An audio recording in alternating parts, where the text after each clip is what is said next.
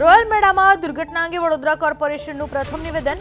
રાઇડ્સની મંજૂરી નહોતી લીધી તેનો દરવાજો ખુલતા દુર્ઘટના સર્જાઈ। વીએમસીના મતે વધારાની રાઇડ ચલાવવા માટેની મંજૂરી નહોતી મેળવવામાં આવી એવું કહેવું છે શીતલ મિસ્ત્રીનું।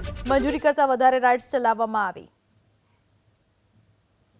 ડિપાર્ટમેન્ટ જોડે વાત કરતા એમણે અમને માહિતી આપી છે કે આ રાઇડોની પૂર્ણ ચકાસણી કર્યા પછી આ રોયલ મેળાને પરમિશન આપવામાં આવી હતી, પરંતુ પરમિશન મળી ગયા બાદ, સર્ટિફિકેશન મળી ગયા બાદ આયોજકે વધારાની રાઇડો લગાડી હતી, જે પોલીસની જાણ બહાર લગાડી હતી અને આ વધારાની રાઇડના આ દરવાજા ખુલી ગયા તેની સ્પીડ વધી જવાથી પોલીસ ડિપાર્ટમેન્ટે એફઆઈઆર દાખલ કરી છે અને આ જે આયોજક છે એની પર સ્ટ્રિક્ટમાં સ્ટ્રિક્ટ કાર્યવાહી કરશે। એટલે કાયદો તોડવાવાળા પર સ્ટ્રિક્ટમાં સ્ટ્રિક્ટ એક્શન લેવાય। મેળાના સંચાલક, મેળાના મેનેજર અને આજે ઓપરેટર જેની નિષ્કાળજીની ધ્યાને આવેલ છે તેમને પોલીસ સ્ટેશને લાવવામાં આવેલ છે અને હાલ ત્યાં જે કમિટી છે એનું રિવ્યૂનું કામ ચાલુ છે। તમામ વિરુદ્ધ કાયદેસરની કાર્યવાહી કરવામાં આવશે। 4 રાઇડ છે એવી બાબત ધ્યાને આવે છે, પણ એ 4 રાઇડ